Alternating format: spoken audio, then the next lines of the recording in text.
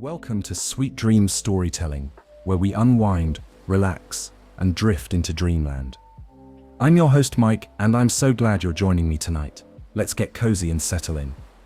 Story for this evening is The Cloud Painter. Chapter 1, Whispers on the Wind. The wind always knew when the stars were about to speak. It would slither through the tall grass with a hush, brushing tree branches aside like curtains, climbing rooftops and whispering down chimneys. In the small clearing where Luma the fox lived with her grandmother, the wind came often, curling around their den's warm stones, tugging at the ivy like a restless child. Luma noticed it more than anyone else. She was a silver-furred fox, with a dash of twilight purple in her tail. A curious streak her grandmother said meant sky magic. Luma didn't know what that meant exactly, but she felt things others didn't. When the stars blinked a certain way, her heart would flutter. When the moon glowed orange instead of white, she would dream of distant hills and strange shapes drifting through the night. This evening, as the sun dipped below the trees and the shadows grew long and honey-colored, the wind came again, soft at first, like breath on a mirror, then stronger, Luma was stacking polished pebbles near their burrow, trying to build a sculpture that looked like a sailboat she'd once seen in a dream. The moment the wind brushed her ear, she paused. "Did you hear that?" she asked aloud, tilting her head. Her grandmother, old Mira, was dozing beside the fire, a thick quilt pulled up to her chin and her spectacles slipping off her nose. Her fur had long faded to white, and her voice crackled like dry leaves when she spoke. Wind's talking again, is it?" Luma nodded, her ears pricking. It said something about sky shapes and dream followers. Old Mira smiled without opening her eyes. "Ah, the stars are stirring early tonight. You do believe they talk to us, don't you?" Luma pressed. "You always said our family was special." At this, Mira sat up slowly, adjusting her glasses and studying her granddaughter through clouded eyes.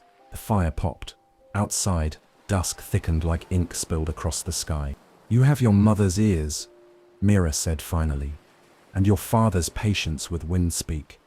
"Yes, Luma." "Some of us do hear the stars. Some of us are born to answer them." Luma's tail twitched. "How do you answer stars?" "With clouds," Mira said simply. "With shape and shadow, with brush and breathe." She reached beneath the quilt and pulled out an old velvet pouch. It was frayed at the corners, tied shut with a loop of sky blue ribbon. "This," she said, placing it gently in Luma's paws, "was once mine. It has waited long enough." Luma's heart skipped. She loosened the ribbon and peeked inside. A slender brush lay nestled within, its handle carved from moonwood, its bristles soft and pearly, like they had been woven from mist. "It's beautiful," Luma whispered. "It's powerful," Mira corrected. "But it only works if you believe, not just in dreams, but in your place among them. You've always felt the pull of the sky, haven't you?" Luma nodded slowly. The stars were rising now, one by one, peeking through the canopy like curious eyes. The wind returned, circling her ankles, rising to her shoulders. This time, she didn't just feel it, she understood it. "Go to the hill," it murmured. "They are waiting." Later that night, long after Mira had drifted back to sleep, Luma wrapped the velvet pouch around the brush and tucked it into her satchel. She stepped out into the silver-cast night, nose to the breeze, paws silent on the pine needles. The tallest hill, the Hill of Echoes, stood on the edge of the forest, crowned with ancient stones and wild bluebells. She had never dared climb it before, but now she walked steadily, as if her paws knew the way even if her mind didn't. The stars above pulsed brighter with each step. The clouds, once dull smudges in the distance, now looked like stretched-out animals or hunched towers. Luma's breath quickened. At the crest of the hill, the wind stopped. Silence fell. Even the crickets held their breath. Luma stepped forward, the brush warm in her paw. Above her, a swath of stars shimmered, forming an arch, a gate of light and dust. And then, without quite knowing how she did it, Luma raised the paintbrush to the sky. She didn't draw, she didn't plan, she felt. A gentle shape emerged, a cloud unfurling into the shape of a deer, its antlers tangled with stars. It floated gently, gliding across the sky as if carried by music only Luma could hear. A dreamer somewhere sighed in their sleep. The stars sparkled in reply. And Luma, heart full and eyes wide, smiled for the first time in a long time, not because she understood everything, but because finally something understood her. Chapter 2. The Hill of Echoes. The hill had a heartbeat. Luma could feel it now, pulsing gently beneath her paws as she stood at the summit, clouds rolling above her like ocean tides. She had climbed in silence save for the whispering grass and the breath of wind behind her. It hadn't been steep. Not exactly, more like climbing a memory you'd forgotten you remembered. The stars, now scattered and singing overhead, seemed to lean closer. She glanced at the cloud deer she had painted minutes before. It glided still across the heavens, a wisp of starlight shaping its hooves, trailing quiet sparks behind it. Luma couldn't take her eyes off it. Not because she was proud, exactly, but because it felt alive, as though she had given it not just shape, but meaning. "This is where it begins," the wind said softly. Luma blinked. "Begins?" But the wind only rustled the grass in reply. She looked around. The hilltop was wide, ringed by ancient standing stones, moss-covered and lopsided. Some broken, others leaning against each other like sleepy old giants. Bluebells and moonflowers grew in wild tangles at their bases. The air buzzed with an energy that made her fur prickle, like the moment just before a storm or a song. She stepped between the stones. The moment she did, the world shifted. Not drastically, there was no flash, no sound, but the air grew thicker, more intentional. The clouds above slowed, drifting into place like dancers taking their mark. The stars held their breath. A single stone in the center stood taller than the rest. It was smooth and dark, carved with swirling grooves. Something about it pulled at her chest, like it knew her name. She stepped closer and reached out a paw. "Ugh." The paintbrush in her satchel hummed. Startled, she pulled it out. The bristles shimmered, catching starlight like dew. As she held it up, the grooves on the central stone began to glow, soft white lines that spiraled outward, forming constellations she didn't recognize. They moved slowly, reshaping themselves. Then she heard it. A voice, low and far, yet clear as a bell. "Dream Shaper." Luma gasped. "Who said that?" The air responded like a sigh. "You have crossed the threshold. Your heart has opened. The sky sees you now." 1,000 questions pressed against her tongue, but before she could ask, a light burst from the tip of the paintbrush. It wasn't harsh or blinding, it was gentle, warm, like the first light of morning. The wind lifted her brush-wielding paw, guiding it upward. Instinct kicked in, or maybe something older than instincts, older than memory. She moved in slow, sweeping arcs, the light trailing behind the brush like a ribbon. As she painted, clouds above shimmered and responded, gathering into shape. A castle this time not grand and rigid like in storybooks, but fluid, misty, with towers that curled like smoke and windows that blinked like eyes. As it rose, she felt something tug at the edge of her mind. A dreamer, perhaps. Someone far away who needed a castle tonight. Then the voice again. "Shapes guide. Shapes protect. Dreamers follow what they see." The brush fell still. The castle held firm in the sky, gleaming with moonlight. Luma's paw trembled. "What am I supposed to do?" she asked, her voice barely above a whisper. "I'm just one fox." The wind circled her gently, pressing cool and kind against her fur. "You are enough," it whispered. Luma stood in the silence that followed, paintbrush still glowing in her paw. The words hung in the air like the stars themselves. She thought of her grandmother's voice, of the velvet pouch, of the way the stars had pulsed the moment she stepped onto the hill. Then she noticed something odd. One of the standing stones had changed. Where once there had been only moss, now there was a single painted mark, a swirl like the one on her brush's handle. A sign, a beginning. As the night deepened, Luma sat at the center of the hill, the stars wheeling above her in slow dance. Her heart thumped in time with the hill's rhythm. She would return tomorrow, and the next night, and every night after, because something was happening, something wondrous, strange, and bigger than anything she had ever imagined. The sky had opened its gates. and Luma had stepped through. Chapter 3. The Paintbrush of Dreams. The paintbrush pulsed in her paw, like it had a heartbeat.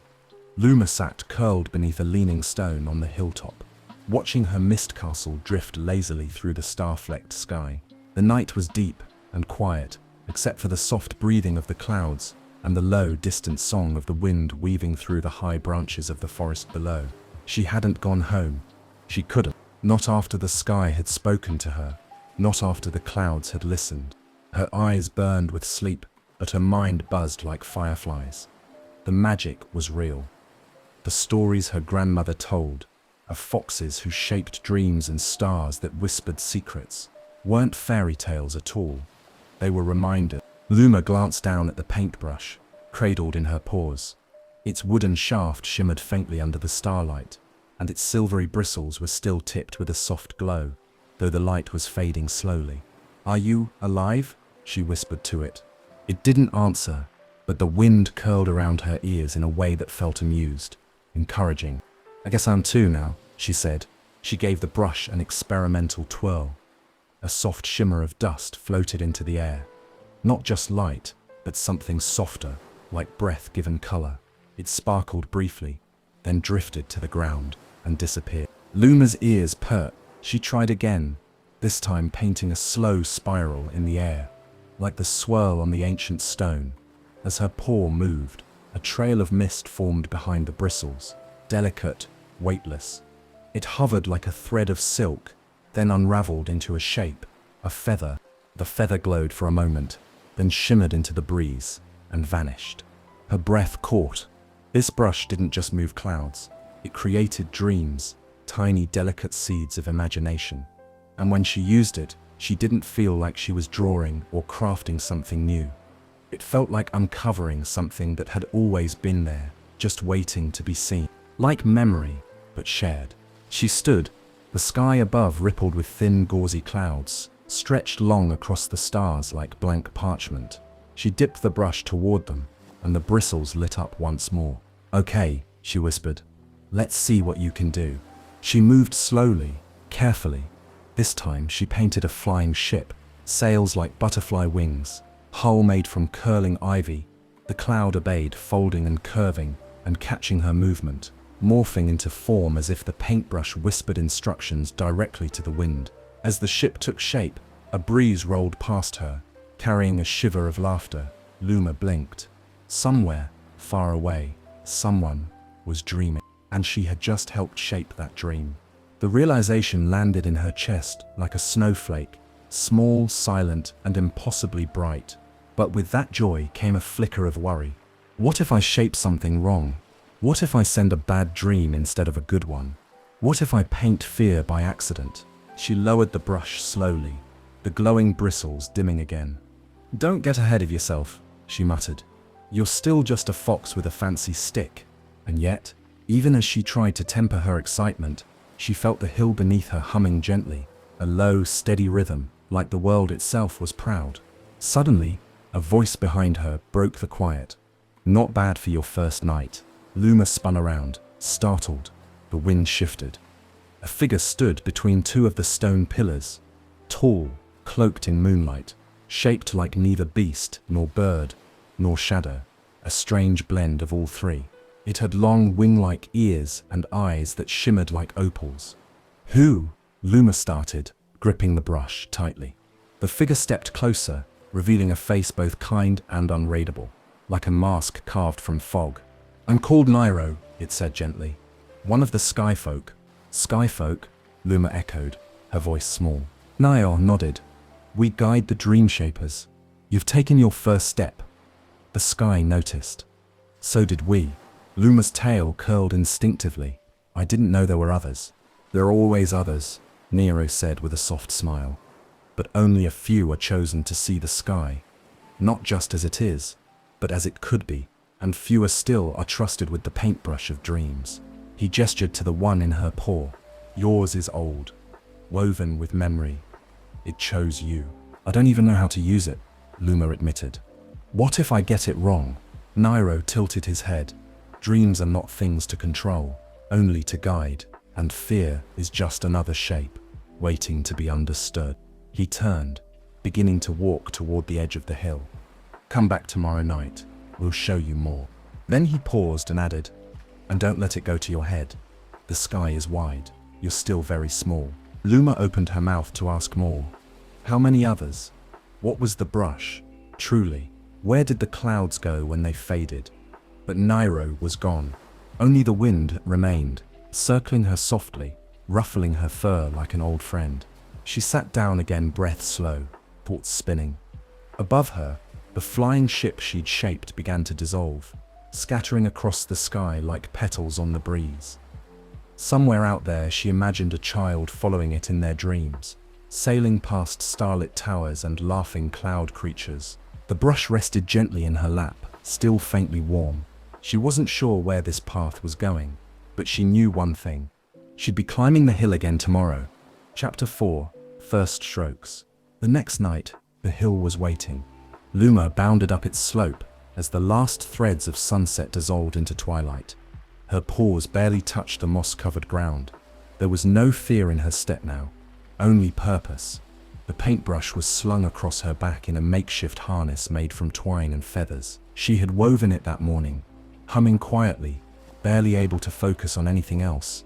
Old Mira had simply nodded when Luma told her she was going out again. "Don't forget to breathe between stars," she had said cryptically before curling back into her blanket. Now, under the deepening sky, Luma reached the crest of the hill and paused. She was early. The stars hadn't fully unveiled themselves yet. A warm hush hung over the stones, like the hill itself was taking a long, slow inhale. She sat at the center again, where the swirling grooves of the largest stone gleamed faintly beneath a waxing moon. The paintbrush twitched in her paw, as if sensing the moment. Luma didn't wait for instruction. She lifted the brush, pointed it to the sky, and let her thoughts drift. Not every dream starts with a grand idea, she reminded herself. Some just begin with a feeling. She closed her eyes. The night felt gentle, playful, like laughter beneath blankets, like secrets told between friends under the stars. And so she painted. Her brush moved in loops and swoops, fast at first, then slowly, deliberately, tracing curves into the open sky. The clouds above her gathered, stirred by her movement. Wisps folded in, thickened, and brightened with soft silver light. A shape began to emerge. A rabbit, not just any rabbit, but one mid-leap, ears stretched back, legs arched, caught forever in joyful motion. She added a trail of swirling mist behind it, a kind of comet tail to show speed and lightness. The stars twinkled brighter as the cloud rabbit bounded across the sky. As it moved, it left behind sparkles that faded like snowflakes in the wind. Luma grinned. "That's better," she whispered. "That's something good." But before she could start another, she heard a voice behind her. "You're painting with instinct. That's the first stroke." Luma turned to find Nairo standing among the stones again. He stepped forward, long ears flicking slightly in the breeze. Tonight his cloak shimmered like moonlight on water, and his eyes held the same weight as before. Soft but ancient. "Instinct?" she repeated. He nodded. "You feel your way through the dreamscape. Not all do. Some try to control too much. But you listen. That matters." "I want to do it right," Luma said. "I don't want to shape something that frightens someone or hurts them." Nairo tilted his head. "You will, eventually." Luma flinched. "What?" "It's part of the path," he said. "Every dream painter stumbles. Fear is part of the dream world, just like wonder. What matters is how you respond. Not every cloud will be kind. Not every dream will be gentle." He stepped beside her, looking up at the rabbit, leaping among the stars. "But tonight, you brought joy, and that's no small thing." For a moment, they stood in silence. The wind picked up, playful now, tugging at Luma's ears and tail. Below the hill, fireflies began to light the treetops. "Try again," Nairo said. "Paint something bold, something big." Luma hesitated, then nodded. She closed her eyes again, drawing on the feeling that rose in her chest. Not gentle this time, but grand. Wonder, adventure, the kind of dream that made your heart race. She raised the brush. A swirl, a sweep, a sharp stroke upward. She poured herself into the movement, into the air, into the sky's canvas. A shape took form, large and strange and beautiful. A flying ship again, but this time even more detailed, curved wings shaped like leaves. Sails spun from smoke, lanterns hanging from its hull, glowing with tiny golden fire. It soared through the clouds like it had always belonged there. Niall let out a low, impressed whistle. That's not bad at all. Luma flushed with pride. Somewhere, he continued, a dreamer is stepping onto that deck, heading toward an impossible island. Somewhere, a child is feeling brave enough to try something new. Her ears flicked. I can feel it, she said, like a tug. Not in my body, but like it's connected to me through the sky. You're beginning to understand, Nairo said. Then his tone grew more serious. But be warned, even a beautiful dream can cast a long shadow. One misplaced stroke, one careless shape, and the sky can twist. Luma swallowed. What happens if I make a mistake? Nairo looked at her, eyes deep with memory. Then you return, and you try again. He began to fade then, slowly dissolving into moonlight, like fog lifting from a pond. Tomorrow, his voice echoed, you'll meet the others. Others? Luma called, but he was already gone. Only the wind answered, warm and proud. Luma looked back at the flying ship she had made. It tilted gently, turning east, sails flaring. She could almost imagine the dreamer aboard it. Arms open wide, wind in their hair, heading into the unknown. Her chest swelled with something she didn't have a name for yet. The stars shimmered in response. Chapter 5. The Sky Folk's Invitation. The stars shimmered differently that night. Luma noticed it as soon as she reached the hill. A hush in the air, deeper than usual. The wind didn't greet her with its usual tug at her ears. The standing stones weren't glowing with their soft swirl of light. The sky, though clear and full of stars, felt oddly still. She tightened the strap holding her paintbrush and stepped into the circle of stones, her paw pads brushing the soft moss. She waited, scanning the sky, expecting Nairo to appear. Nothing. No voice, no wind, no familiar shimmer. She sat on her haunches, ears twitching. Hello, she called. Nairo, is this not the right night? Only silence replied. Then, suddenly, a single star blinked. Not flickered, not twinkled, blinked like an eye opening. Luma stood, alert. One by one, more stars followed suit, each pulsing in a slow rhythm, first a cluster to the west, then to the north. They formed a spiral above the hill, a luminous pattern rotating slowly like a great celestial compass. Her breath caught. The spiral tightened, and then, whoomp, the sky opened. Not like a curtain drawn or a cloud parting, but like the space above her folded back, an invisible door in the fabric of the night. A beam of silvery blue light spilled down, bathing the hilltop in a glow that made every stone sparkle like crystal. Luma shielded her eyes. When the light faded, a shape hovered before her. At first it was formless, shifting like water, rippling with the colors of dreams, violet, gold, soft green.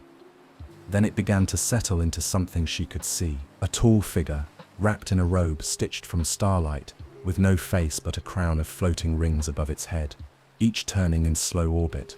Luma stared, wide-eyed. It bowed. Luma of the Hollow Glen, it said in a voice like bells in fog. You are summoned. Summoned? She whispered. By who? The rings above the figure's head spun faster. The Skyfolk, the circle of shapers, the ones who gather beneath the great cloud and guide the dreams of the world. She blinked. But I'm just learning. I've only painted a few things. You painted truth, the figure said. You listened to the wind. You answered the sky's call. The invitation is earned. The air pulsed around them. Luma felt a strange hum in her chest, the same one she'd felt that first night when she'd painted the leaping rabbit. Only this time, it was stronger, not just in her chest, but in her paws, her tail, her bones, a readiness. The figure lifted an arm and drew a slow arc through the air with one long finger. The space in front of Luma shimmered, a doorway forming in the sky, oval and luminous, made of swirling mist and starlight. Through it, she glimpsed something impossible, a floating landmass nestled in the clouds. Glowing bridges, waterfalls of mist, dozens, no, hundreds of figures moving about, each carrying a paintbrush, some riding on cloud creatures, others shaping skies with gestures as large as dancers. She stepped closer. "Is that?" she breathed. "The gathering cloud," the figure said. "The place where dream shapers meet, where knowledge is shared, where the oldest skies are painted." A flicker of doubt crept in. "I don't know anyone there.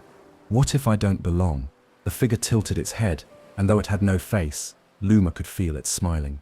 "You are a painter of dreams. The sky already knows your name." Luma took a breath and stepped through. The moment she crossed the threshold, everything changed. The air felt lighter. Time slowed. She was floating, not flying exactly, but suspended, carried gently forward as if cradled in the arms of the breeze. Around her, colors swirled, deep blues, soft golds, glimmers of songs without words. She drifted downward toward the cloud island. It was enormous.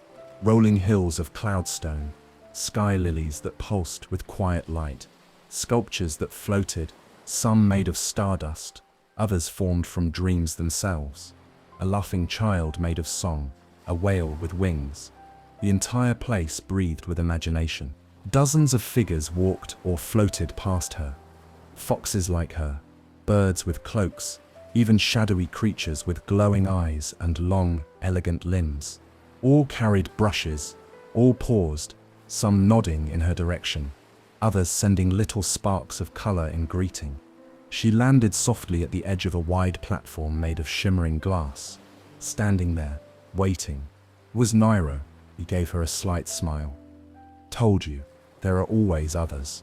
Luma laughed, part breath, part disbelief. "I thought I was the only one." "We all do at first," he said. "But dream shaping is a lonely art until you see the web connecting all of us." He gestured around them. "Here, we gather to share techniques, lessons, failures, wonders. You'll see shapes you've never imagined. You'll meet painters who craft whole dream worlds with a single sweep. And you'll learn the sky is bigger than you ever thought." Luma's heart thumped. "But first," Nairo said, eyes glinting, "you'll need a guide." From behind him stepped another fox, slightly older than Luma, with deep golden fur and eyes like candlelight. "I'm Sol," the fox said, offering a paw. "Come on, I'll show you where the clouds are born." Luma took the paw. She didn't know what would come next, but she knew this. She had crossed the threshold. She wasn't alone, and her journey, the real one, had just begun. Chapter 6. A canvas of clouds. There are places not found on any map, places that live between waking and sleeping, caught in the hush, between heartbeats. The gathering cloud was one of them. Luma stood in awe on a terrace made of woven skyglass, gazing out across the expanse. From this height, the sky was not above her, it was all around. It moved like a sea, clouds drifting in great slow arcs, glistening with stardust and color. Currents of air danced with unseen hands, and threads of mist curled upward like vines chasing the stars. She had never seen anything so enormous, so alive, so impossibly beautiful. "This is where it happens," Sol said beside her, his voice warm and calm. "This is where we shape the skies." Luma blinked. "All of it? Everything?" Sol smiled. "Not every night sky is made here, just the ones that matter most. The special ones. The skies that hold dreams instead of just stars." He gestured outward. Below them, bridges of cloud connected floating platforms, some shaped like flowers, others like spinning wheels or drifting scrolls. On each, groups of dream painters worked in quiet concentration. Some used enormous brushes the size of trees, while others traced tiny, delicate patterns with their claws or wings. One tall heron painted with a fan. A turtle dreamed up clouds by blowing into a golden shell. Luma watched a painter shape a sleeping dragon from a storm cloud, complete with scales made of thunder. Another created a carousel of floating lanterns, turning gently around a dreaming child's silhouette. "Every dreamer needs a different sky," Sol said. "Some need courage, others need rest. Some need to remember, some need to forget. Luma's ears twitched. How do you know what to paint? You don't always, Sol said. Sometimes the dreamers find the shapes. Other times the shapes find them. You just offer the path. He turned to her. Come on, let's find your cloud. They walked along a narrow bridge that rippled beneath their paws, as if responding to each step. Below them, cloud whales drifted lazily between towers of mist. Luma felt like she was walking inside a living painting. Every dream shaper is given their own cloud here, Sol explained. A place to create, to explore, to learn. It's different for everyone. The cloud adapts to your way of thinking. My way of thinking? Luma asked, startled. I don't even know my way of thinking. You will, he said. The brush helps. It remembers who you are, even when you don't. They reached the edge of a platform where a strange, small cloud hovered by itself, puffed and quiet, like a sleeping thought. Sol nodded toward it. Go on. Luma stepped forward slowly. The moment she touched it with her paw, it flared to life. Colors surged through it. Soft purples, silver blue, gentle swirls of lavender and gold. The cloud expanded into a wide, soft plain, curling at the edges like a dream unrolling itself. Luma stared. This is mine? It is now, Sol said. Try painting something. She hesitated, gripping her brush. What should she create here, in this place where everyone seemed so gifted, so experienced, so certain? But then she remembered the leaping rabbit, the ship of clouds, the way the stars had flickered when she first lifted her brush. She didn't have to be perfect. She just had to begin. Luma took a breath, dipped the brush into the air, and painted. At first, a simple arc, then a curve. The clouds responded, folding and shifting. She shaped a tall tree with leaves that twinkled like fireflies, then a swing hanging from one branch, drifting in unseen wind. Sol watched quietly, smiling. Luma added more. Tiny stars tucked into the grass, a fox-shaped constellation rising behind the tree, a hill that sloped gently downward into a river made of moonlight. When she stepped back, the dreamscape hovered in front of her, soft and delicate, like a memory she hadn't lived yet. I didn't know I could imagine that, she said quietly. You didn't, Sol replied.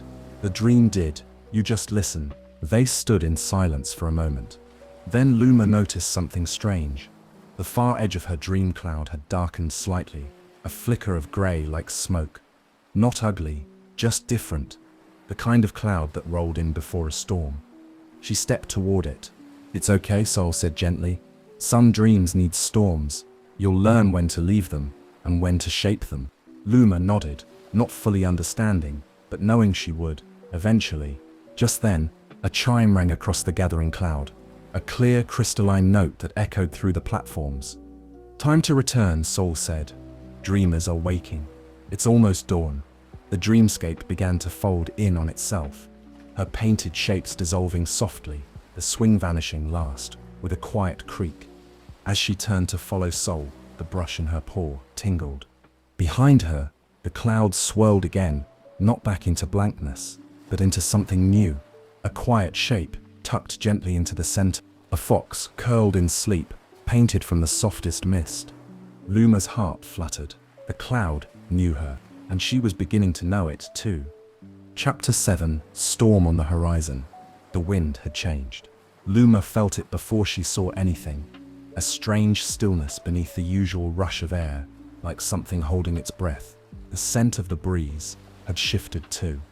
It wasn't wrong, exactly, but heavier, as if the sky had been soaked in something unfamiliar. She stood on her dream cloud, now fully hers, a soft platform that curled beneath her feet and responded to her moods with colors and textures. Today, it felt nervous beneath her paws, rising and falling with subtle waves, as though mimicking her unease. Something's coming, she whispered. The paintbrush, resting in its sling across her shoulders, trembled slightly. It had done that once before, just before her first painting had taken shape. But this wasn't excitement, this was warning. Across the gathering cloud, the usual hum of dream shaping continued. Painters danced through the skies, trails of light and color drifting in their wake. Some sculpted glowing creatures, Others cast mist into elaborate landscapes. It all looked normal, but Luma couldn't shake the feeling that a shadow had slipped into the corners of things. Then she saw it, on the farthest edge of the horizon, just beyond the towers of drifting fog. A cloud darker than any she'd ever seen was forming, not grey like a storm cloud, not violet like twilight, but an unsettling shade of blue-black, the color of a bruise, of deep water, of old, forgotten fear. It churned. "Soul," she called, scanning the platforms. He wasn't on hers. She took a running leap to the next cloud, then another. Finally, she spotted him kneeling beside a young owl-shaped shaper, helping them refine a floating crown made of feathers. Luma didn't wait for him to finish. "Something's wrong." Soul stood immediately, catching the urgency in her voice. "Where?" she pointed. Together, they turned. Others began to follow their gaze. The cloud on the horizon was growing, slowly but steadily, spiraling like smoke rising from an unseen fire. At its edges, tiny flashes of light blinked and vanished. Not lightning, something else, something twitching. Soul's fur rippled, his calm face had gone tight. "That's not a natural formation," he said softly. "It's not responding to any of the current painters." Luma felt her stomach twist. "Then where is it coming from?" A loud clang rang across the sky. The same crystal bell that signaled day's end. But this time it rang in a double tone, a warning. Painters all around began to pause, many looking up in alarm. The sky itself seemed to shift, the colors dimming. The stars blinked more slowly. Even the breeze grew cautious. A tall, antlered creature wearing a robe of smoke rose from the central platform. Luma had seen them before. One of the elders, called Serene, though no one ever seemed to use names for long in this place. Orion raised their paw. Their voice echoed across every cloud. "Gatherers, return to your roots. The sky has stirred. A foreign current has entered the dream space." Murmurs rippled through the air. Soul turned to Luma. "Come. Now." They moved quickly, jumping from cloud to cloud, passing groups of concerned dream painters. Luma caught snatches of hushed conversation. A breach in the rift. Someone shaping from outside the circle. No, it felt like an echo, like something old. When they reached her home cloud, Luma saw it had already shifted, without her touching it. It was darker, more solid. The edges curled protectively, shielding the fox-shaped figure she'd left there before. "It's afraid," she whispered. "No," Soul corrected. "It's protecting you. It's sensing danger nearby." She turned to him. "Is that cloud on the horizon a nightmare?" He paused, then gave a slow nod. "Not quite," he said. "Not yet, but it's not a dream either. It's a smudge, a place where meaning unravels. The sky doesn't know what to make of it. A smudge. Some call them shadowlings," Soul said. "But they aren't creatures. They are remnants of forgotten dreams. Dreams that never ended properly, or were twisted, or left behind too long." Luma's fur prickled. "Can they hurt people?" "Only if we let them reach the dreamers." He looked at her, more serious than she'd ever seen him. "Which is why we shape, not just for beauty or joy, but to guide, to protect, to keep the pathways clear." She swallowed. "So what do we do now?" Soul drew his brush and pointed toward the horizon. "We watch, we learn, and if it grows, we act." He looked down at her, his voice softening. "You've done well so far, Luma, but the skies are more than canvas. They are battlegrounds too. Some dreams need defense." Luma looked again at the distant, roiling dark. It pulsed now, as if something inside it had begun to wake up. She gripped her paintbrush tighter. She wasn't just a painter now, she was a guardian of the sky. Chapter 8. The Nightmare Smudge. The night began with hope. Luma had spent the day reinforcing her dream cloud, coaxing it in new forms. Gentle hills, quiet forests, a river that glowed with moonlight. She had added a lantern tree at the center, each light a symbol of a dreamer's journey. It made her feel safe, anchored. But even as she painted with care, the horizon still smoldered. The dark cloud, the smudge, as Soul had called it, hadn't grown, not noticeably, but it hadn't gone away either. It hovered like an unanswered question, thick and oily, absorbing the starlight around it. a bruise, on the canvas of the sky. Luma tried not to look at it. She focused on her painting. Tonight she shaped a flying fish with wings made of folded letters. Each scale shimmered with hidden words, lullabies, whispered stories, fragments of forgotten songs. As it soared, Luma felt a flicker of warmth. A dreamer somewhere would feel that, she was sure. Then, something shifted. The paintbrush in her paw jerked, not hard, but just enough to make her miss a stroke. The fish wobbled mid-air. The wings tore, the letters scattered like torn paper into the sky. No, Luma tried to catch them with a quick flick of her brush, but something was already pulling the pieces apart.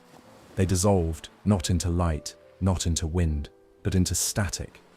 A kind of grey fuzz, like fog without shape or sound. And then, from that broken dream, it emerged. A smear, no form, no face. Just a twisting curl of cloud that slithered through the dream space like a thread of spilled ink.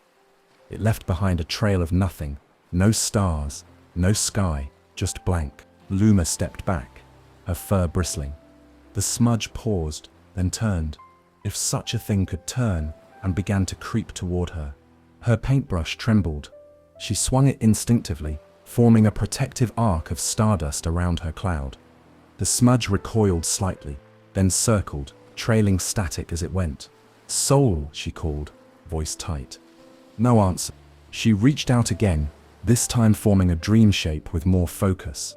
A wolf made of woven fog, standing firm, silent. The wolf stepped between her and the smudge, its eyes glowing with calm resolve. For a moment, it worked. The smudge paused, flickered, and began to unravel at the edges. But then something inside it twitched. A spark, a fragment. Luma's eyes widened. Inside the smudge, she saw a dream, a real one, flickering, crying, a child. A small face, twisted in fear, clutching a blanket. Eyes wide in sleep, a nightmare. This wasn't just a random smudge. It had attached itself to a dreamer. It was feeding on fear. Luma's heart raced. I have to get to them. She didn't know how she knew, but she knew. Her dream brush wasn't just for creating beauty. It was for reaching across that veil, that thinnest line between sky and mind. She pressed the tip of the brush to the trail left by the smudge. A coldness hit her immediately, like plunging into icy water. Her dream cloud began to darken beneath her paws, shifting shape, responding to her intent. The sky around her blurred, and then, with one deep breath, she painted a door. A simple one. Wooden moonlight. A shape from the dreamer's world. The smudge twisted violently, sensing her intrusion. Luma didn't hesitate. She opened the door and stepped through. The world inside was dim. She stood in a bedroom, or what remained of one. The floor bent at wrong angles. The walls flickered between paint and shadow. Toys hovered in midair like frightened birds. And in the center, a bed. On it, the child she'd seen, a small bear cub, fur damp with sweat, tossing in tangled sheets. Above the bed hovered the smudge, thicker now, clinging to the air like a thundercloud ready to fall. The child whimpered. Not the dark again. Luma raised her brush, her voice steady. You're not alone. The smudge hissed. It slithered toward her, wrapping around the corners of the room. Luma stepped forward. She dipped her brush into the air and painted a lantern, golden and soft. It floated above her paw, casting a circle of light. The smudge recoiled, just slightly. Luma painted another, then another. Each one pushed the darkness back a little further. The child stirred. Who's there? I'm Luma, she said. I paint the sky. I think I found your nightmare by accident. The cub opened one eye. Are you a dream? I think I'm a helper, she said softly. She pointed the brush toward the ceiling and drew a familiar shape, her lantern tree. One branch, two, lights blooming, like fireflies. The child's face softened. The smudge shrieked, a soundless ripple, and lunged. Luma spun, her brush moving in an arc of defiance. She shaped a shield of wind and light. The smudge broke against it like waves on a cliff. She didn't stop. She painted a river around the bed, a current to carry fear away, a sky above the ceiling, a fox constellation watching from overhead.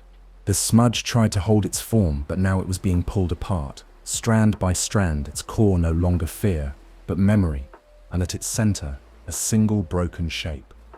A birdcage. Empty. A dream that got stuck, Luma whispered. Trapped. She touched it gently with her brush and repainted it. A bird inside, singing, wings open. The smudge screamed, and then vanished in a ripple of starlight. The room quieted. The child had fallen into a peaceful sleep, paws curled gently around the edge of the blanket. A smile, faint but real, touched his face. Luma stepped back toward the painted door. She returned to the sky with a breathless jolt, landing softly on her dream cloud. The horizon was calmer now. No more smudges in sight. She was exhausted, but she knew something new now. She hadn't just erased a nightmare, she had healed a dream. Chapter 9. The Keeper of Forgotten Dreams. The sky was quiet, but Luma couldn't rest. After unraveling the nightmare smudge and rescuing the child's dream, something had changed in her. It wasn't just the memory of the fear, it was the weight of what she had seen. A broken dream, left behind and forgotten, festered into something dangerous. How many more like it were out there? And why had no one warned her? That morning, long after the stars had dimmed and the dreamers had awakened, Luma sat curled at the edge of her cloud, staring into the distance. The sky over the gathering cloud shimmered as usual, but she saw it differently now. Not just a canvas, but a web, delicate and wide. Some threads were fraying. Someone has to know more, she whispered. She remembered the name the sky folk rarely spoke, a painter who had vanished, once brilliant, now silent, a recluse, a warning. Graham. Old Mirror had mentioned him once, long ago, when Luma was small. He used to shape storms and lullabies in the same stroke, her grandmother had said. But he stopped painting when a dream got lost in the dark. The other shapers never talked about him, but Luma had heard whispers that he lived in the farthest stretch of the dream sky, past the memory veil. Beyond where most dared to paint, she made up her mind. That evening, as the sky softened into twilight and the others prepared their nightly creations, Luma packed her brush, tied a satchel of moonberries and sleep petals, and began to walk. She passed floating bridges and painters' towers, each shimmering with sleepy creativity, and headed into the thinning sky. The clouds here were different, pale, stretched, half transparent. Shapes didn't hold as easily. Stars blinked slowly, reluctantly. She crossed the memory veil just as the moon began to rise. It wasn't a barrier, exactly, more like a ripple, a place where dreams dimmed and echoes grew louder. Luma stepped lightly, breath held, as if afraid to disturb the past. Then, through the mist, she saw it.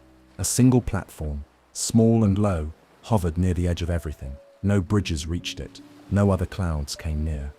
It was surrounded by pieces of old dreams. Broken staircases, wilted flowers, faded animals that drifted like ghosts. And there, sitting beneath a withered tree, carved from fog, was a raccoon in a tattered robe, scribbling on the air with a stick of chalk that left no mark. Luma approached cautiously. Graham, she asked. The raccoon didn't look up. You're not the first fox to come looking for answers. I might be the first who doesn't want to fix you, she said carefully. I just want to understand. That got his attention. He raised his head. His eyes were sharp, tired, and oddly kind. And what do you think I am? He asked. Luma sat down a few paces away. Someone who remembers what others don't want to. Graham stared at her, then he chuckled, a dry, surprised sound. That's new. He dropped the chalk. So, what do you want to know, Sky Painter? She pulled out her brush and held it up. I fought a nightmare smudge. Inside it, I found a child's dream, twisted, broken. I think it had been left behind too long. I don't understand how that can happen. Graham's smile vanished. Because dreamers forget, he said quietly. And the sky does too. We shape for them, every night. But not every dream is wanted. Some get tucked away, others are too painful, and when they're ignored, they rot, they linger. Why don't we unmake them? Luma asked. Because we're not meant to, he said. Not alone, not completely. Every dream, Even the broken ones belongs to someone. He picked up a sphere from the ground, cracked and cloudy. See this? It was a dream of flying, a child who wanted to soar. But then they fell. The dream turned heavy. The fear outweighed the hope. No one came back to tend it, so it curdled. He dropped the sphere. It sank into the cloud and was gone. I tried once, he said, to restore a dream too far gone. I thought I could force it into beauty. I painted over the fear, covered it with stars. And, Luma asked softly. I lost the dreamer, he whispered. They woke screaming, never slept right again. That's when I stopped. Silence stretched between them.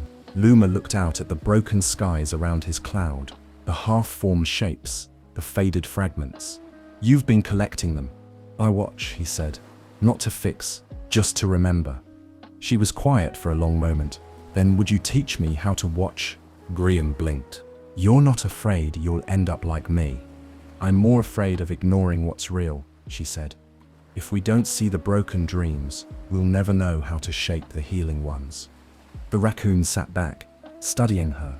Then, with a slow nod, he picked up a second chalk, this one blue, and offered it to her.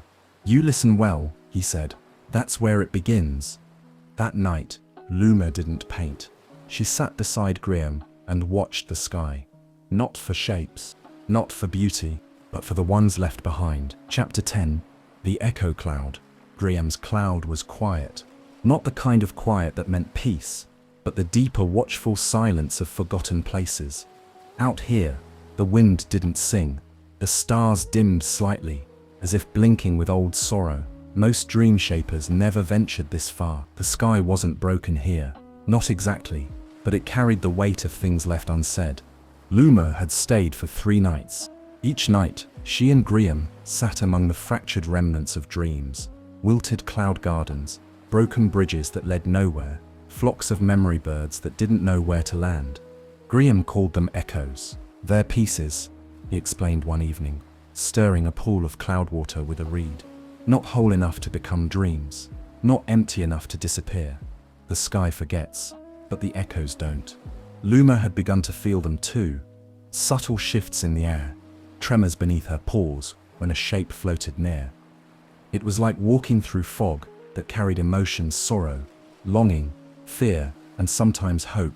She sat cross-legged now, her brush in hand, staring at a small floating fragment before her. A single cloud shaped like a child's mitten. It pulsed gently. It's sad, she said softly.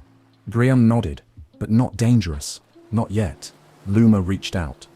The mitten vibrated as her paw passed near. What if we could listen to it? She asked, suddenly.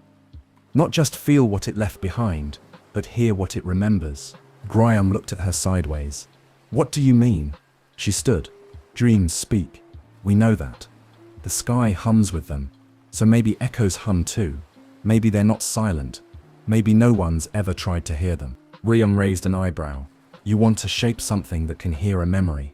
Luma gripped her brush. No, something that becomes a memory, a cloud that doesn't drift away. One that listens instead of moves. He said nothing, but his eyes gleamed with curiosity. Luma stepped into the center of the platform, where the old chalk marks swirled.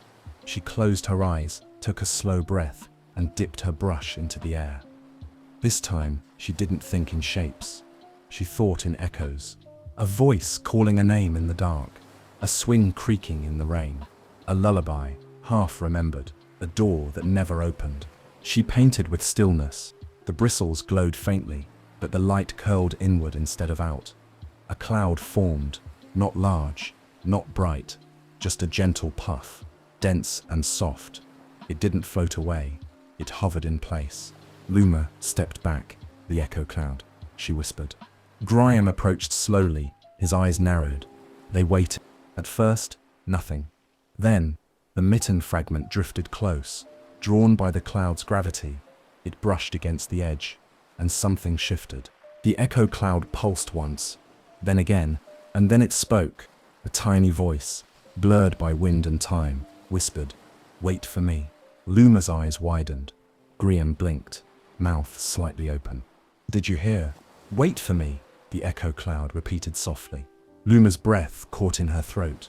It wasn't just repeating the fragment's energy, it had captured the memory. It had found the sound of what was missing. Uriam circled it carefully, inspecting it like a rare bloom. You gave the sky a voice, he said at last. Or gave its ghosts one. Anyway, Luma knelt beside the cloud. It's not perfect, but maybe if we had more like this, we could find the dreamers who lost these pieces. Graham nodded slowly. Maybe even give some of them back. They watched as another fragment approached. This one a cracked kite shape, flickering with flashes of laughter and fear. The echo cloud shimmered. Don't let go, it whispered this time. Luma didn't speak. She just listened. That night, as she returned toward the gathering cloud, the echo cloud followed her slow and steady, tethered by her intention. It floated beside her, like a loyal thought, gathering whispers from the air. By the time she reached her own platform, it had learned 5 voices, all from forgotten dreams, all waiting to be remembered. Sol met her at the edge. I felt something shift, he said. Far out. Luma nodded. I shaped something new. She gestured to the echo cloud. It shimmered once, then spoke softly. Are you still there? Sol stared at it, brows raised, clearly rattled. What is that? Luma looked up at him. Brush in paw. It's how we find what the sky forgot. Chapter 11. The Hollow Wind. The sky was still too still. Even the echo cloud knew something was wrong. It hovered near Luma's shoulder that evening, unusually dim, drifting with a nervous wobble. They had spent the day collecting more fragments, bits of broken shapes, forgotten lullabies, whispers from the sky's far corners. Each time a memory touched the echo cloud, it pulsed with soft light and repeated the fragment's cry. Come back, or why did you leave, or please just one more time. But tonight, the voices had stopped. Luma stood on her dream cloud, paintbrush in paw, gazing outward. No new fragments approached, no dreams stirred. The sky stretched like a drum, tight and breathless. And then, she heard it, a sound unlike any she had heard before in the sky. It wasn't a hum or a whisper. It was a hollow moan, like wind through a keyhole, like an empty room trying to remember a voice. She turned toward it instinctively, and her fur bristled. The sound was faint but growing louder, a long, low breath coming from beyond the known edges of the sky, beyond even Graham's perch.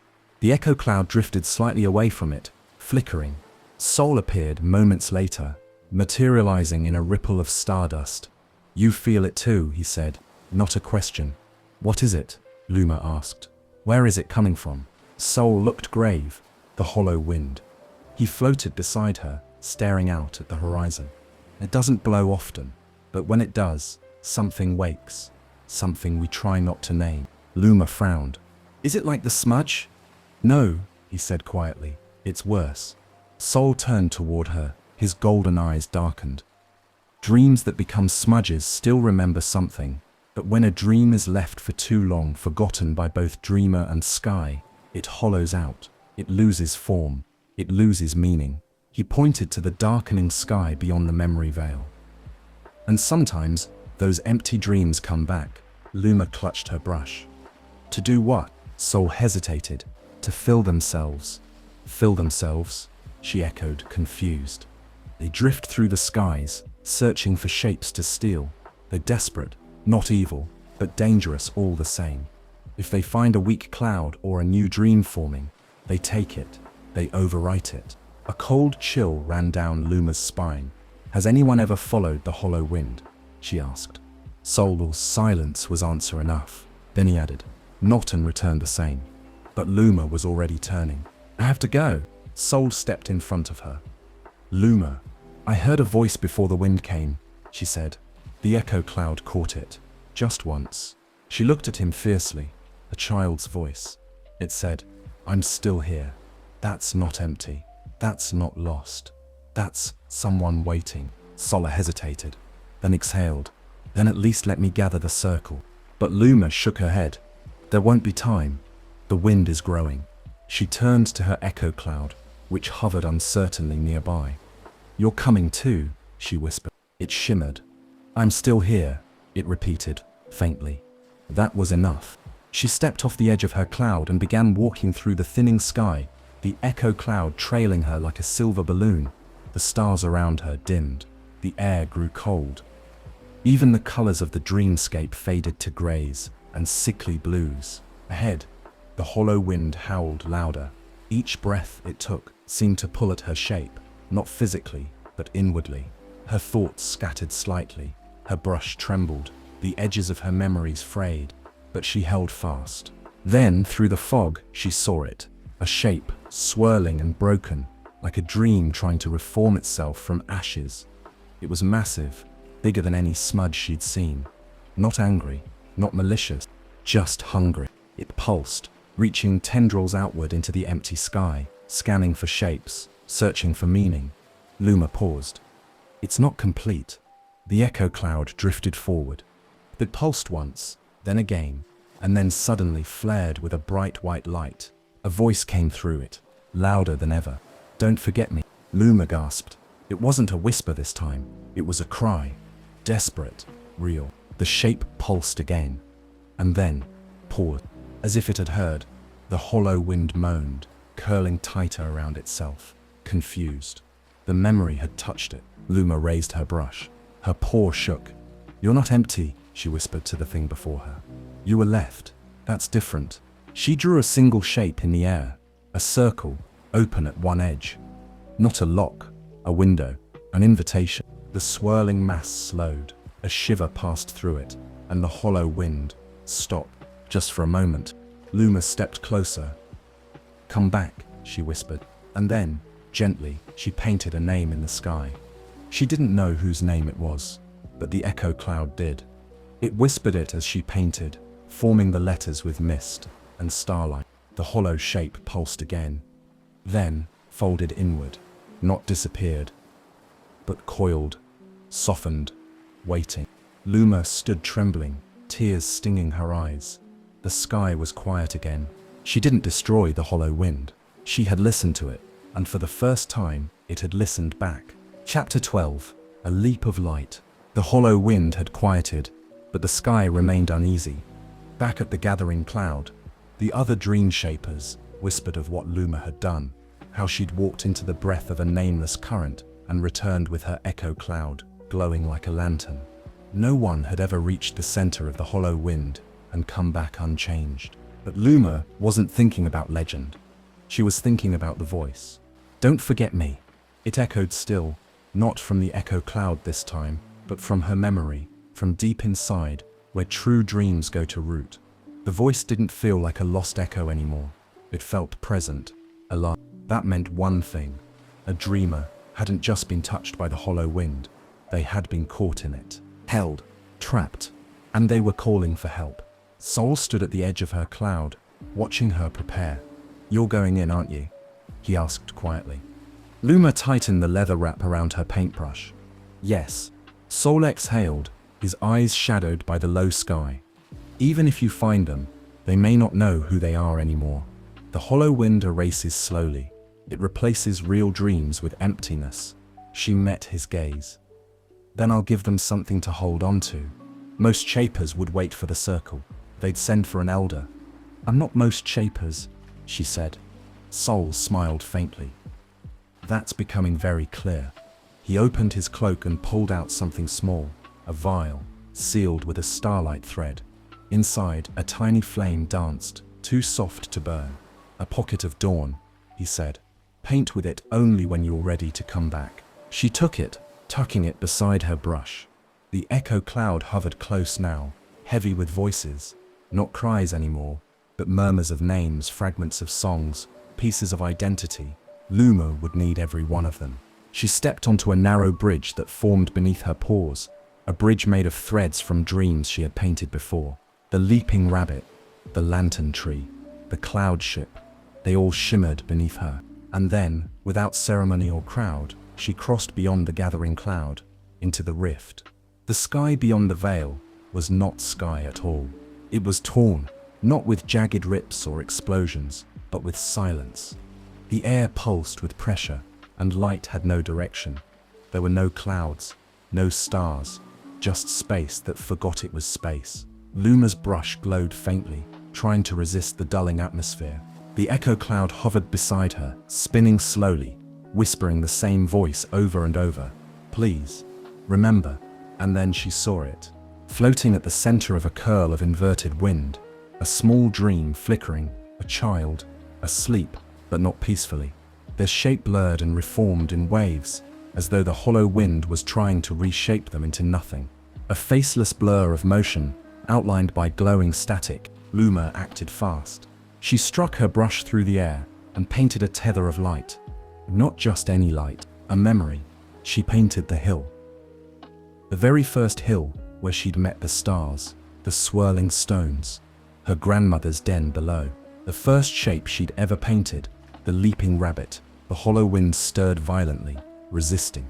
Luma pressed on, painting the rabbit again, larger, brighter, until it bounded from her brush and leapt straight into the storm, parting the wind with a ripple of joy. The child twitched.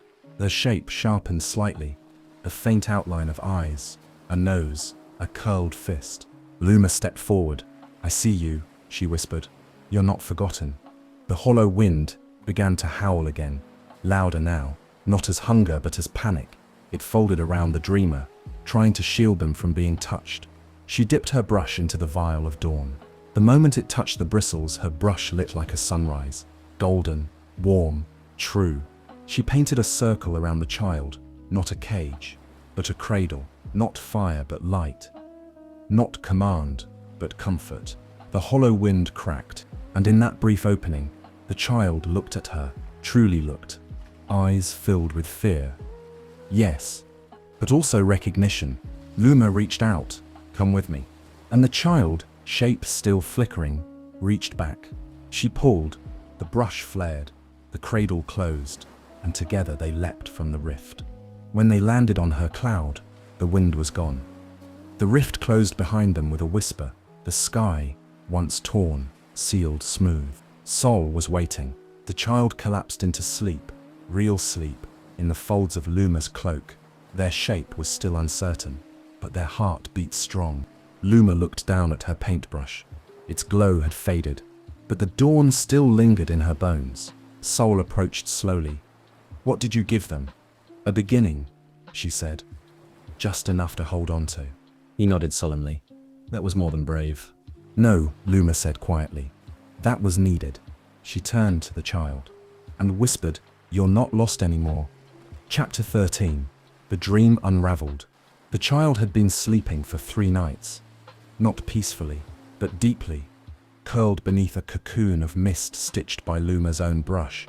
The dreamer shimmered faintly with each breath, like their body hadn't fully remembered what it meant to be solid. Some nights they twitched, others they cried out. But always, Luma stayed close.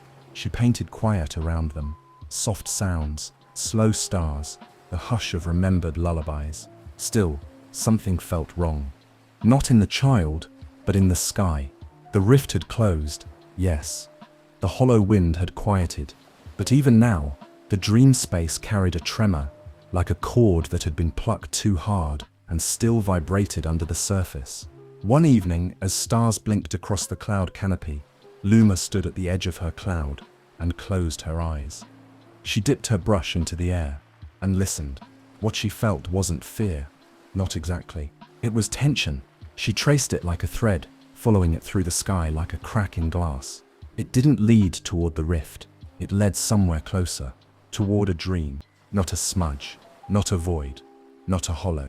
A dream, still active, still unfolding, but breaking. Luma turned to Sol. There's a dream unraveling. He nodded gravely. That's rare. Most collapse quickly or fade. Unraveling takes time. It means the dreamer is still holding on, even as it falls apart. Luma shivered. Can I go in? You can, Sol said. But you won't be painting on the sky this time. You'll be painting within a dream, and that's different. How? Sol looked away. In someone's dream, you're not just a painter, you're a participant. You'll feel what they feel. You may forget who you are. You may even lose your brush. She tightened her grip on it. I won't. He met her eyes. Then go gently. The dream looked like a city at first. A tall, grand place of glass towers and winding staircases, suspended in a sky that curved impossibly in every direction. Luma landed on a floating walkway of white marble and immediately felt the tug, that uneasy tension pulling at the edges of her fur. She wasn't alone. The dream itself was trying to hold, but the seams were tearing. The buildings shimmered, then cracked. Stairs folded into ribbons. The sky bled into the streets. And standing in the middle of it all, a girl. Not the child from before. Older. Fox-eared like Luma, but taller, thinner, wrapped in a cloak of paper. Each sheet scribbled with notes, drawings, names. Her hands gripped one large page. Shake. No, she muttered. I had it. I had the shape. I had it. Luma approached slowly. Are you dreaming? The girl didn't look up. I was. What happened? I forgot the lines, she whispered. I tried to fix it. I erased too much. Then the walls fell in. I can't stop it now. I can't. The page in her hands burst into ash. At the same moment, an entire tower collapsed behind her, folding in on itself like melting wax. The city quaked. The ground cracked. Luma stepped closer, raising her brush. I can help. The girl looked at it. A paintbrush. That's not what I need. I need control. No, Luma said softly. You need release. She moved her brush in slow circles, calming spirals. Not to rebuild the tower, but to paint light through the cracks. She didn't try to fix the city. She let it breathe. Colors bled into the walls. The sky mended itself just enough to let soft starlight trickle down. The girl watched. You're not trying to restore it. I'm trying to understand it, Luma said. Unraveling isn't always destruction. Sometimes it's the dream showing you what doesn't belong anymore. The girl trembled. But what if I unravel too? Luma stepped closer. Then you begin again. She painted a path, not a road, but a river, winding through the ruins. Along it, floating pages drifted, the ones the girl had lost. But this time, they weren't perfect. They were open. Some blank, some half-written. The girl touched one. It shimmered, and a tear fell down her cheek. I was trying so hard not to forget, she whispered. Luma nodded. And in doing so, you stopped remembering. Together they stood in the middle of the unraveling. Then the girl raised her hand, and instead of trying to repair the dream, she let the pieces go. Not all of them, just enough. The tower didn't fall this time. It melted into something new, softer, warmer. A garden, perhaps, or a field. The lines of the city became curves. The sky bloomed with color, and Luma felt the tension in the dream snap, not violently, but freeingly. The dream was unraveling into something truer. When Luma opened her eyes again, she was back on her cloud. The echo cloud pulsed gently beside her. Saul waited quietly at the edge. She let go, Luma said. She remembered how, Saul replied. Luma sat down beside him, tired but glowing. She wasn't lost, she said. No, he agreed. Just rewriting. They watched the stars for a long while. And above them, across the canvas of sky, a new dream began to stitch itself together, slowly, softly, one thread at a time. Chapter 14. The Child in the Shadows. The child had stopped flickering. For days their shape had shifted, one moment defined, the next fading into static like half-remembered words. But now, resting quietly beneath a silken blanket of cloud spun by Luma's brush, the dreamer finally held their form. Small, fox-like eyes shut, ears twitching faintly in sleep. But they had not yet awakened. Luma sat beside them on the edge of her cloud, legs tucked beneath her, gaze soft. She hadn't painted anything new in 3 days. Her brush lay idle, not because she had nothing to create, but because she was waiting. Because this part of shaping required stillness. Healing wasn't loud. It wasn't grand. Sometimes it was just being present when a voice whispered again for the first time. The echo cloud hovered above the child, a quiet guardian. It hadn't spoken since their return from the rift, but its glow pulsed gently in rhythm with the child's breath. Then, on the 4th night, it happened. The child stirred, a twitch of a paw, a shift of breath. Luma leaned forward. Their eyes opened, wide and golden. like dawn trying to remember how to shine. They blinked several times, staring up at the stars above, then at Luma. For a long moment, they didn't speak. Then, in a voice small and dry as wind through hollow grass, they asked, "Am I real?" Luma's chest tightened. She nodded. "Yes, you are." The child looked down at their paws, flexing them gently. "I dreamed for so long, I forgot how to stop." Luma tilted her head. "What do you remember?" "Not my name," the child said. "Not where I lived, just dark shapes. Cold. The sky didn't have stars, and I kept falling, but there was never ground." They looked up at Luma with haunted eyes. "Was that a dream?" "No," she said softly. "That was being lost." The child didn't cry. Not yet, but their tail curled close around their legs. "I kept whispering," they said, but no one answered. "I heard you," Luma replied. "You said, 'I'm still here.' That's how I found you." A long silence passed between them. Then the child looked up. "Who are you?" Luma smiled gently. "I'm someone who paints the sky." Their gaze widened. "You're a dreamweaver." "Sort of," she said. "But before that, I was someone who felt alone. So when I heard you, I knew I had to reach you." The child hesitated. "Am I broken?" "No," Luma said firmly. "But you've been shaped by shadows, and that leaves marks. You're not broken, you're unfinished." She offered her paw. "Would you like to start shaping again?" The child blinked. "I don't know how. I can show you." That evening, Luma brought the child to the quietest corner of her cloud, where stars drifted low and slow across the sky. She handed them a tiny brush, carved from a dream of a feather, soft and light. "Try painting how you feel," she said. The child looked at the sky uncertainly, then dipped the brush into the air. At first, the strokes were shaky. A thin wisp formed, then unraveled. But Luma didn't intervene. She waited. The child tried again. This time, a shape held, a small cave. Inside it, a curled shadow. Then, beside it, the child painted something new, a tiny lantern, flickering, warm. They stepped back, ears perked. "I made light," the child whispered, surprised. "You did," Luma said. The child glanced up at her. "Can I paint more?" "As much as you like." They worked side by side, shaping quiet dreams from soft clouds, a rope bridge over a stream, a glowing acorn, a stuffed bear floating on a leaf. Not grand, not perfect, but theirs. Each shape anchored the child more firmly in the sky. And later, when the child yawned and leaned against her side, Luma gently wrapped them in a breeze and whispered, "You're not in the shadows anymore." The echo cloud hovered above them, pulsing gently. Then, for the first time in days, it spoke again. "I remember." Chapter 15, The Return Brushstroke. The sky had never felt heavier. Luma stood at the edge of the gathering cloud, her brush clenched in her paw, staring down at the shifting rift far below. It wasn't open this time, not like before, but it lingered, like an old scar, refusing to fade. The stars above it flickered unevenly, colors refused to settle, and the clouds trembled when they drifted too close. She had brought the child out of it, but a part of them was still tied to that place. The shadows that shaped them still pulled, still whispered, and they could not fully wake until they were released. Sol appeared beside her, quiet and steady. "You can't leave it open forever." "I know," Luma said, "but closing it alone..." "I'm not closing it," she interrupted gently. "I'm completing it."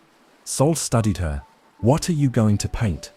Luma gazed into the sky, her eyes soft with memory. A way home, for them, for all of them. She descended alone. The rift shuddered as she approached, like it sensed her intent. But this time, she didn't flinch. She'd been shaped by it too, by the echoes, the smudges, the unravelings. She had listened. She had remembered. Now it was time to respond. She hovered above the breach, brush glowing faintly, and closed her eyes. Not fear, she thought, not escape. A return. She dipped her brush into the air and began to paint, not a wall, not a seal, but a bridge, long and curved, arching over the rift, anchored not in fear, but in belonging. It shimmered with memory, threads of lullabies, laughter, familiar skies. Each step glowed like a soft echo, calling gently, "Come back." The paintbrush sang as she worked, a quiet, steady tone that hummed from the bristles, not loud, but certain. Then, in the middle of the bridge, she painted the centerpiece. A phoenix, born from dawn, not fire, light. Its wings spread across the sky, feathers trailing sparkles that kissed the broken places of the dreamscape. Its eyes were kind. Its heart was hope. The rift pulsed violently, resisting, churning. And Luma, heart pounding, took her final step. She dipped her brush into her own memory. The hill. The very first night. Her grandmother's words. The rabbit leaping. The castle of clouds. The first time the wind had called her name. She poured all of it into the final stroke, a soft curve through the heart of the bridge. The light blazed, and the rift closed. Not slammed shut, not locked, but healed. The bridge remained, a shining thread that stretched across the once-torn sky, connecting shadow to starlight. A way home for any dreamer still wandering. Above, the stars exhaled. Luma stood still, brush dim now in her paw, the phoenix circling overhead once before fading into mist. And far away, on her home cloud, the child she had saved stirred and opened their eyes, fully awake. Later, as she returned to the gathering cloud, Sol met her with a quiet smile. "You made something new," he said. "No," Luma replied. "I just finished something old." The sky pulsed gently around them, not in fear, not in sorrow, but in relief. For the first time in many nights, there was peace. Chapter 16, The Night of 1,000 Shapes. The sky was alive with color. Not just glowing, not merely bright, alive. Shapes danced across the horizon in long, swirling loops, gleaming with emotion and movement. Clouds shimmered with starlight and memory, spinning into dream creatures too beautiful to name. This was no ordinary night. This was the night of 1,000 shapes, a skyweaver tradition older than even the gathering cloud itself. It came only when the sky had endured something great, a storm, a shadow, a wound. When the sky had survived, it was healed, not in silence, but in creation, in celebration. And this time, it was Luma who had made the healing possible. She stood on the highest edge of her cloud, the newly awakened child resting beside her, and gazed in awe at what was unfolding. Dream shapers from every corner of the sky had gathered. Some she'd met, many she hadn't. Birds, foxes, winged shadows, even starlit bears. All were here, dancing across the sky, with paintbrushes alight. Shapes bloomed with every movement. One brushed the stars into a tide of glowing jellyfish that floated past like drifting lanterns. Another spun a slow whirl of petals that became a staircase of falling flowers. One elder, with hands like folded parchment, painted a dragon made of folded origami, and it breathed not fire, but stories. Sol appeared beside her, silent, smiling. "She's holding," he said, meaning the sky. "She's more than that," Luma replied. "She's singing." Sol chuckled. "That's your doing." Luma shook her head. "I only reminded her how." The child beside her was mesmerized. "Can we paint something too?" they asked, their voice still soft, but steady now. Luma smiled. "Of course." They raised their tiny brush, dipped it into the sky, and painted a kite. Just a simple one, red, with a long tail that trailed behind it in the wind. It soared, and when it did, a dozen more kites appeared beside it. Different colors, different shapes, each one painted by another dream shaper in reply. A shared sky. That was the magic of the night of 1,000 shapes. No rules, no instructions. Just participation. Every stroke an offering, every shape a stitch in the fabric of dreaming. Luma stepped forward, lifted her brush, and let herself feel. Not think, not plan, just feel. And what she felt was joy. So she painted a fox leaping through constellations, tail catching stardust, a ship with sails made of lullabies, carrying laughter, a city built on clouds, rooftops blooming with light, a doorway shaped like an open heart, a girl with shadows behind her and stars ahead. Each form lit up the sky. The other dream shapers responded. Some mirrored her shapes. Some played with them, stretching them into new meanings, folding one into another. A castle became a treehouse. A whale became a train. A rabbit became a rocket. Luma laughed, her voice echoing through the dream space. The sound carried far. It didn't break the moment. It deepened it. Even Graham arrived, floating quietly on the edge of a forgotten cloud. He didn't paint, but he watched, and as he did, a small smile broke across his tired face. Luma saw it and nodded. She looked up at her own creation, at the layers of dream that now pulsed together. All of it, together, had formed a kind of constellation, a story not told in words, but in shapes. And overhead, something new flickered into existence. A mural across the sky, not painted by any one dream shaper, but formed from everyone's strokes, connected like puzzle pieces. A great, ever-shifting tapestry of imagination. Somewhere, far away, the dreamers would see it. Children would smile in their sleep. Grown-ups would dream for the first time in years. The lonely would feel a hand in the dark. The sky had become a mirror, not of reality, but of possibility. Sol leaned closer. "You know," he said, "some shapes never fade. They stay with the sky." "I hope so," Luma whispered. Above them, a trail of fox-shaped stars leapt through the sky, glowing brighter than anything else. Chapter 17. The Dreamer's Awakening. The first rays of dawn crept softly across the sky, brushing the gathering cloud in quiet gold. It was the kind of morning that didn't shout its arrival, but whispered it. The sky not rising, but opening. After the brilliance and color of the night of 1,000 shapes, the stillness felt like a held breath, reverent and full. Luma sat quietly beside the child on their small, personalized cloud. They had slept through the celebration. Luma didn't mind. Healing had its own rhythm, and this child's had not been rushed. Each night, they painted a little more, spoke a little louder, smiled a little longer, but they had never said their name. Not once.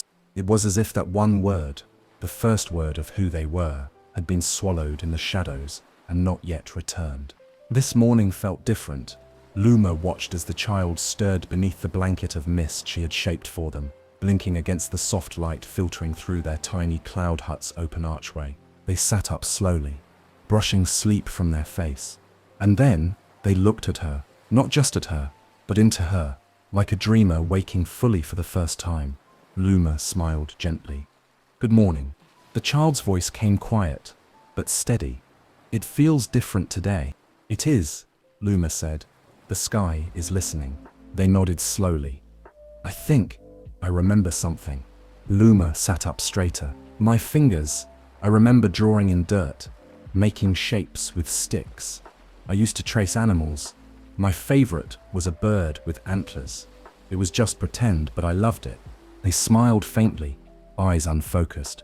"And someone said it should have a name, so I gave it one." Luma leaned in. "What did you name it?"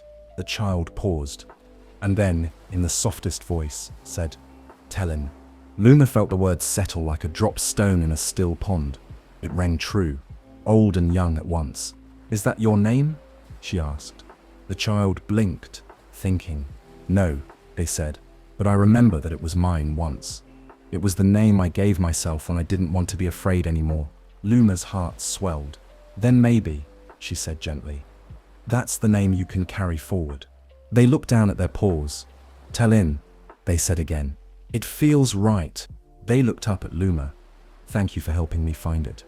Luma reached over and gently brushed their fur with the back of her paw. "You found it yourself.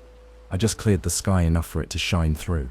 The echo cloud pulsed nearby, and softly, like a memory being returned, it whispered, "Tellin."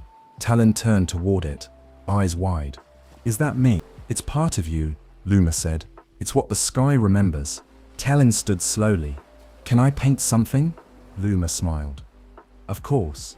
They stepped toward the sky and lifted their small brush. Their first stroke was slow, thoughtful, a curl of soft gold, then a wing, then a branch, then a shape that blended bird and antler again. Just as they'd remembered, Talon's dream creature soared from the clouds, circling overhead, trailing music behind it that Luma didn't recognize, not because it was unfamiliar, but because it wasn't hers. It belonged to Talon. They had returned, whole, awake, named. And as their shape brightened and steadied under the morning sun, Luma realized something else. The stars weren't just made to be painted. They were made to witness. And today, they witnessed a rebirth. Chapter 18. The Painter of the Sky. Seasons passed gently in the sky. You couldn't mark them the same way as on Earth. There were no leaves to fall, no snow to gather, but you could feel it in the clouds, the way they stretched differently, slower and deeper, like they were remembering. The stars sang softer now, content. The wind was no longer restless. Luma had changed. Not in shape. She was still the silver-furred fox with twilight in her tail. But in presence, the sky responded differently to her now. Clouds gathered where she walked. New dream shapers glanced her way for guidance without needing to ask. Her brush no longer trembled. It resonated. And Talon, once lost, once fading, had become a dream shaper too. They painted with a kind of wild wonder, unshaped by formal rhythm, but full of honest vision.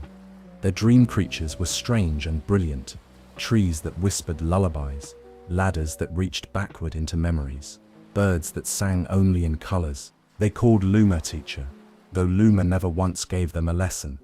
She just showed up. That, she had learned, was what the sky needed most. On the evening of the first crescent moon, the circle of dreamweavers gathered for the quietest of ceremonies, the naming of a sky painter. There were no trumpets, no great declarations, only a single cloud platform at the center of the gathering cloud, and a brush made of wind and memory, passed gently from one to another. Sol stood beside her now. "You've already done more than most who ever held the title," he said. "But tonight, the sky chooses to say it aloud." Luma glanced down at the brush she had shaped so many dreams with. "What happens after this? You keep painting," he said simply. "But now, others will follow your strokes." She nodded, heart calm. The sky shimmered as the other dream shapers turned to her, not out of obedience, but out of recognition, out of love. Sol raised the ceremonial brush. "Luma of the hill," he said, his voice low and warm. "The stars know your name. The clouds have carried your kindness. The wind remembers your courage. And the sky, at last, returns your gift." He offered the brush. Luma accepted it. It pulsed once in her paw, not with power, but with belonging.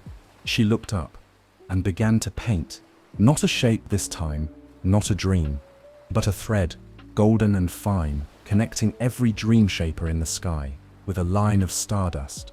The web lit gently, one spark at a time, until the entire cloudscape glowed like a living constellation. Her voice rang across the silence. "This sky is not mine, it's ours." And the wind, ever faithful, whispered, "Painter of the sky." That night, children across the world dreamed of foxes leaping across clouds, of lantern trees and phoenix bridges, of skies that listened. And down on earth, in a small den tucked under ivy near a clearing, old Mira gazed up at the night and smiled without a word. She knew. Epilogue. Sometimes, when the wind is just right and the stars blink a little brighter, you might spot a rabbit-shaped cloud bounding past the moon, or a ship with butterfly sails drifting above your rooftop. And if you're lucky, truly lucky, you might feel a little tug at your heart, a shimmer at the edge of your dream. That's Luma, the cloud painter, still shaping, still guiding, still watching the sky. For you. Thanks for spending this quiet time with me here at Sweet Dreams Storytelling. I hope you're feeling relaxed, peaceful, and ready for a restful sleep. As we say goodnight, let the calm background music guide you gently into dreamland. Before you go, don't forget to like the video and subscribe, and until next time, rest well.